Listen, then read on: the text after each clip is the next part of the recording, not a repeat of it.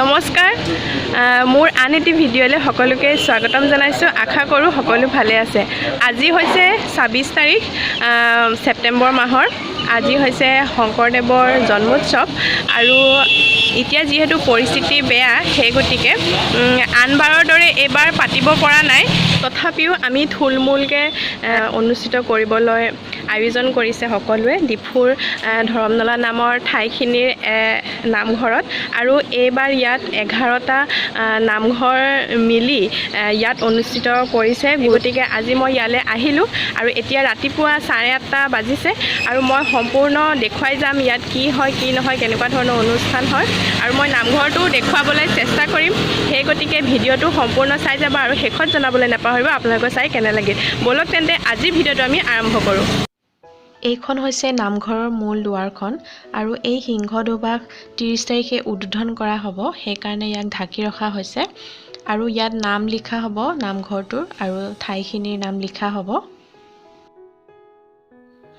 এয়া মই এতিয়া নামঘৰৰ ভিতৰলৈ সোমাই আছোঁ আৰু আজি নামঘৰৰ সম্পূৰ্ণ পৰিৱেশ মই দেখুৱাবলৈ চেষ্টা কৰিম।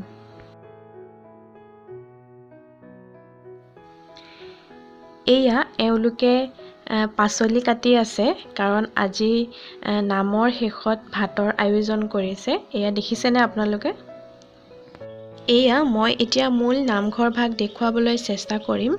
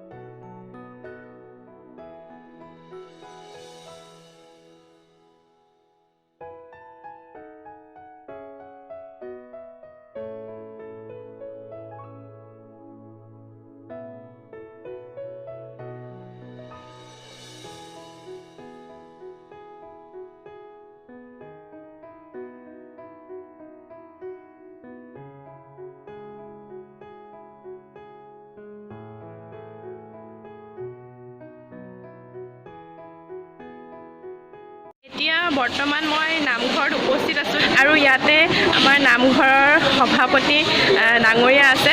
মই বৰ্তা বুলি মাতোঁ, তেখেতৰ ওচৰলৈ গৈছোঁ। তেখেতৰ আজি অনুভৱ কেনেকুৱা আপোনালোকৰ আগত মই জনাবলৈ চেষ্টা কৰিম। নমস্কাৰ, আমি সদৌ ডিফু নামঘৰ সমন্বয়ৰক্ষী সমিতিয়ে এই বছৰ মহাপুৰুষ শ্ৰীমন্ত শংকৰদেৱৰ জন্মোৎসৱ ভাগ অনুষ্ঠিতভাৱে পাতিবলৈ লৈছোঁ।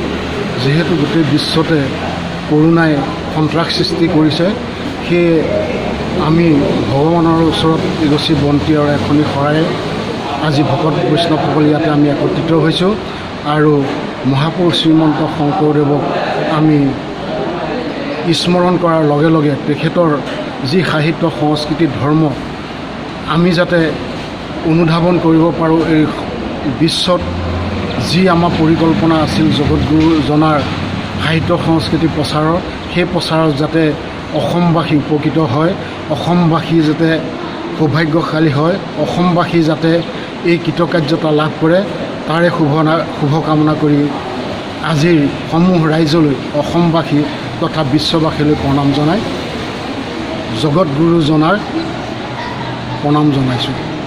ইয়াতে আৰু দুগৰাকী সদস্য আছে, তেওঁলোকো এই অনুষ্ঠানত ওতঃপ্ৰোতভাৱে জড়িত আছে আৰু তেওঁলোকে কি কয় আজি আমি শুনো আহক।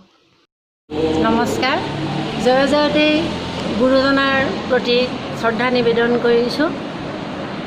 জয় গুৰু শংকৰ সৰ্বগুণাকৰ, যাকেৰি নাহিকেও পাম, তোহাৰী চৰণ ৰেণু শতকোটি, বাৰে কৰোঁ প্ৰণাম, বাৰে কৰোঁ প্ৰণাম।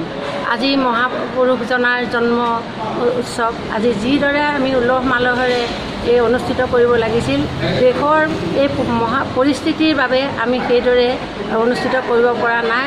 যৎকিঞ্চিতভাৱে গুৰুজনাৰ প্ৰতি শ্ৰদ্ধা জনাই আজি তেওঁ জন্মোৎসৱ ভাগি সদৌ ডিফু সমন্বয়ৰক্ষী সমিতিৰ আয়োজন কৰিছে ধৰ্মনলাস্থিত বৰনামঘৰত। গতিকে ৰাইজৰ সহায় সহযোগিতা আমি কিমান পাওঁ সেইটো আমি আশা কৰিব নোৱাৰোঁ। এই পৰিস্থিতিত যে যিসকল ভক্তপ্ৰাণ ৰাইজ আদি ইয়াত একত্ৰিত হৈছেহি তেখেতসকলৰ প্ৰতি শ্ৰদ্ধা জনাইছোঁ আৰু আমি গুৰুজনাৰ আদৰ্শৰাজি আমি আগত ৰাখি আমি আগবাঢ়ি যাম বুলি আজি প্ৰতিজ্ঞাবদ্ধ হৈছোঁ। নমস্কাৰ। নমস্কাৰ। যিসকলে এই ইউটিউবটো উপলব্ধি উপভোগ কৰি আছে তেখেতসকল সকলোলৈকে মই মোৰ ফালৰ পৰা গুৰুজনাৰ জন্ম জয়ন্তীৰ শ্ৰদ্ধা নিবেদন কৰিছোঁ। শংকৰদেৱ যিজন ব্যক্তি আমাৰ অসমৰ ভাষা সাহিত্য সংস্কৃতি ধৰ্ম জাতিৰ পুৰোধা ব্যক্তি। আমি সকলোৱে গুৰুজনাৰ তিথিভাগ প্ৰত্যেক বছৰে খুব উলহ মালহেৰে সৈতে উদযাপন কৰোঁ। এই তিথিভাগ আমি আমাৰ পিতৃপুৰুষৰ তিথি বুলি গণ্য কৰোঁ। মহাপুৰুষজনাৰ সকলো অনুষ্ঠান ভাওনা গীত গোটেইখিনি আমি পৰিৱেশন কৰিবলৈ যত্ন কৰোঁ।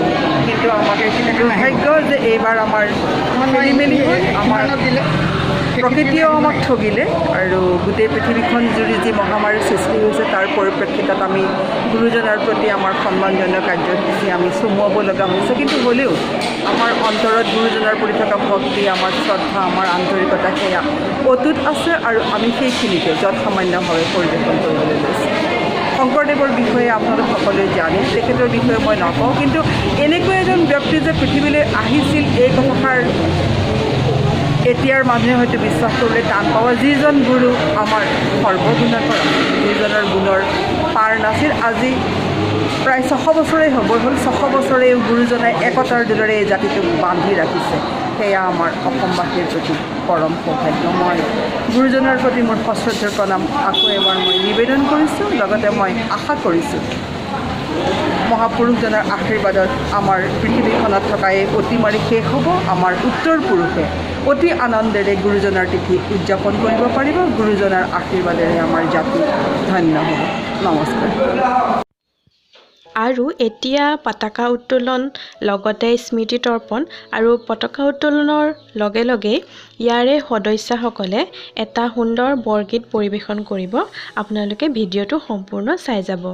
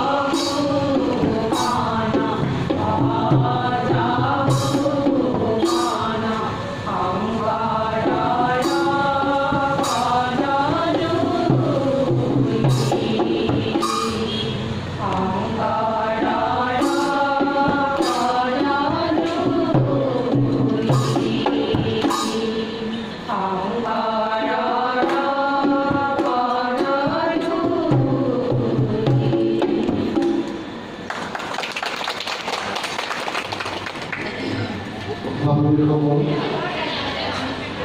সকলো বিহু নামঘৰ সংগ্ৰামী ছাত্ৰ ভগ্নীসকল বিভিন্ন নামঘৰৰ মাননীয় সম্পাদকসকল সকলো বিহু নামঘৰ সংগ্ৰামী প্ৰাক্তন সম্পাদকসকল মাননীয় সদস্যসকল আই মাতৃসকল জয়জয়তে আপোনালোকৰ শ্ৰীচৰণত প্ৰণাম জনাইছোঁ। যিজন মহাপুৰুষে উত্তৰ পূৰ্বাঞ্চলত জাতি ধৰ্ম নিৰ্বিশেষে সকলোকে একত্ৰিত কৰি গণতান্ত্ৰিক পদ্ধতিত সাম্যবাদ নীতিৰে সমাজখন গঢ়ি মহান অসমীয়া জাতিৰ প্ৰাণ দিলে সেইজন মহাপুৰুষ শ্ৰীমন্ত শংকৰগুৰু শ্ৰীচৰণত প্ৰণাম জনাইছোঁ। লগতে যিজন মহাপুৰুষক আমি কবি মাধৱ, পণ্ডিত মাধৱ, গায়ক মাধৱ আৰু যিজনে সমস্ত মস্তকমণি তুমি ভকতৰে সমস্ত মস্তকমণি তুমি নিজৰ ভকতৰ উচ্চ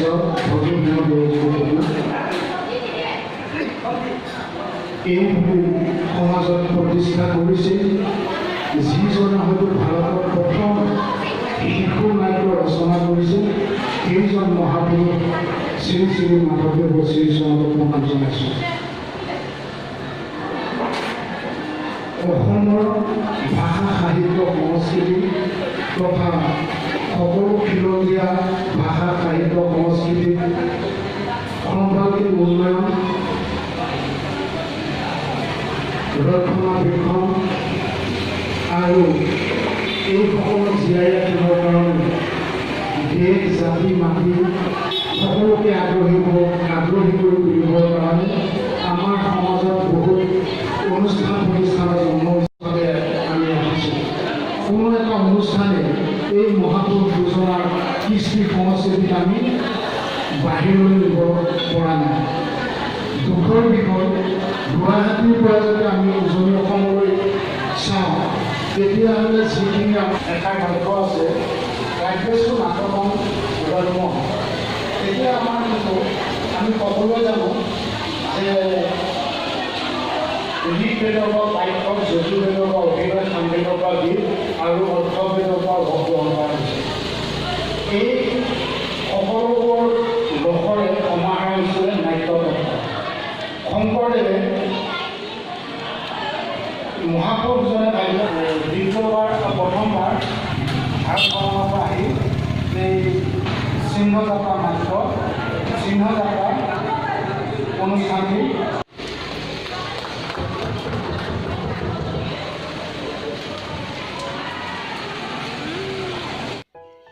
এয়া স্মৃতি তৰ্পণ অনুষ্ঠান আৰু আজি এই গুৰুজনাৰ জন্ম জয়ন্তীৰ অনুষ্ঠানভাগ ডিফুত থকা 11টা নামঘৰৰ সমিতি লগ লাগি এই ধৰমনলাৰ নামৰ ঠাইখিনিত থকা নামঘৰত অনুষ্ঠিত কৰিছে। সেই গতিকে ডিফুৰ সকলো নামঘৰ সমিতিৰ সদস্যসকল আহিছে।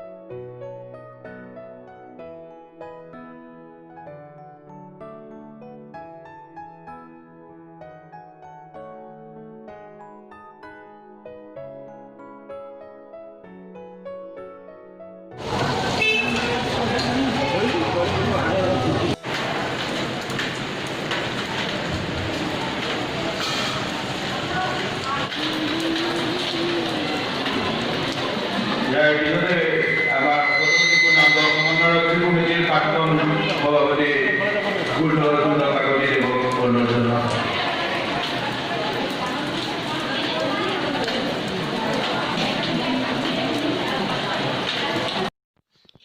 এই অনুষ্ঠানৰ পাছতেই এতিয়া অকণমান চাহৰ বিৰতি দিছে আৰু ইয়াৰ পাছতেই নাম প্ৰসংগ আৰম্ভ হ'ব। মই যিমান দূৰ পাৰোঁ আপোনালোকক দেখুৱাবলৈ চেষ্টা কৰিম।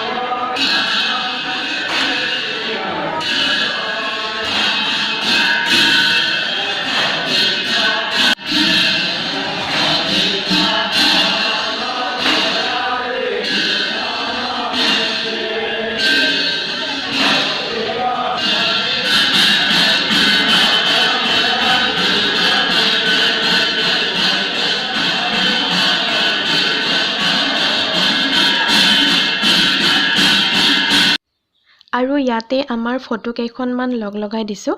আমি নাম শেষ হোৱালৈ নাথাকিলোঁ, আধাতে আমি গুচি আহিলোঁ।